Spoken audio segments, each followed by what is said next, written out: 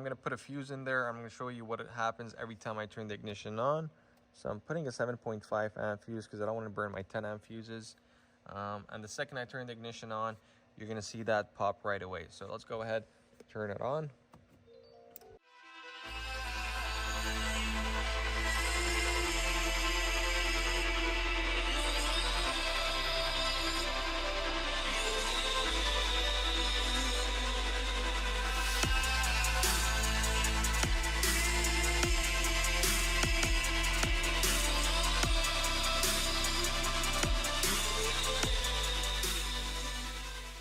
What's up guys, welcome back. It's MJ from Grid Motors again.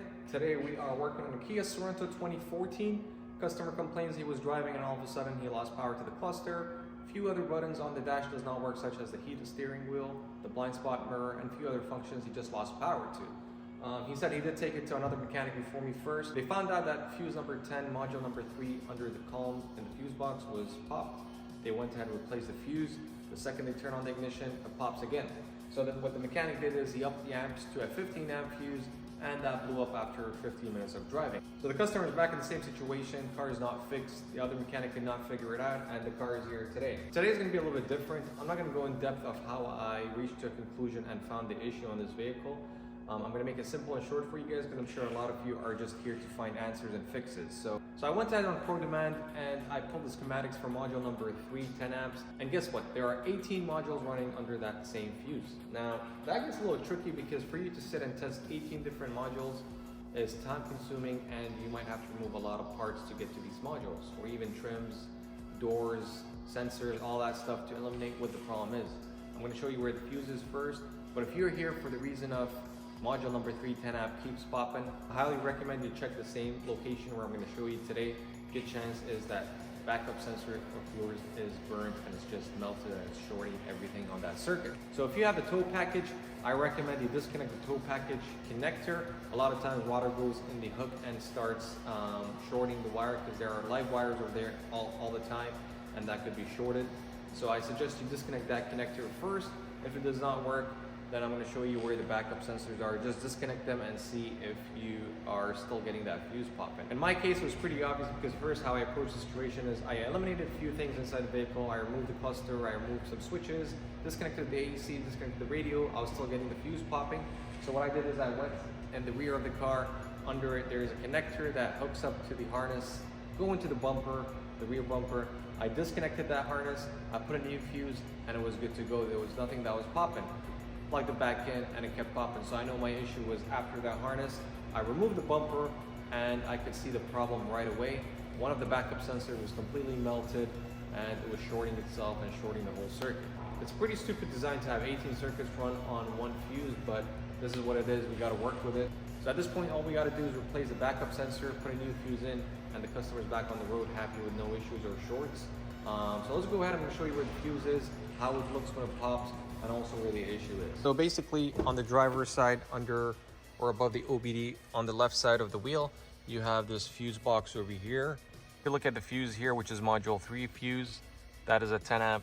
Right now it says removed. I'm going to put a fuse in there. I'm going to show you what happens every time I turn the ignition on.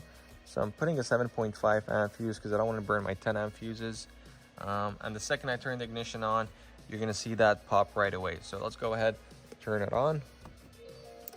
And there you go, that popped. So the issue we're having is, if you see right now when I start the car, everything is dark on the cluster, as well as we have some buttons here that do not work. The blind spot, the radar, traction, all that stuff stops as well. And that's because under the same fuse there are 18 circuits. As you can see right now, this is the concern the customer was having.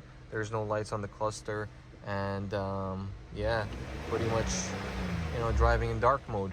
So I went ahead, disconnected the cluster, it was still popping, disconnected the radio, disconnected a few things until I went to the rear of the vehicle. I'm going to show you where the harness is. So if you go under the car, there is a harness on the left side here. This big harness here, I disconnected this harness and the issue was solved. So I figured that the issue would be somewhere in the back side. And what I did is I pretty much removed the bumper. I exposed the rear of the bumper from inside, and I'll show you where the problem is. So basically, you're gonna see it right away once I look inside here. That is our issue. that is a burnt backup sensor causing a short on the circuit and popping that fuse. So basically all we got to do right now is either disconnect the sensor, even though I think the wires have been melted, as you can see here. Basically what I'm guessing happened is the first time the fuse popped was because of the backup sensor, and when the other mechanic put a 15 amp fuse, it pretty much burned the wire because it's heavier than the gauge, and that caused the wire to burn. So if the mechanic did not put a 15 amp fuse, I don't believe this wire would have burnt. Only the defective component would have had to be replaced, which is the backup sensor.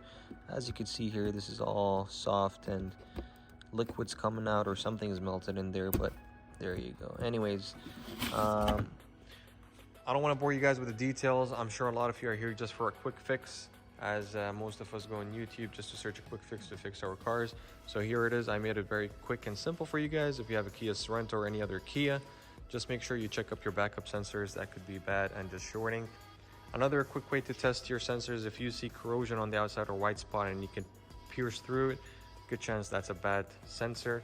So go ahead, disconnect the rear and see if that fixes your issue. Anyways, this is going to be it for this video, guys. I hope this helps somebody out there. If you're not a subscriber, please hit the subscribe button, and I will see you guys next time.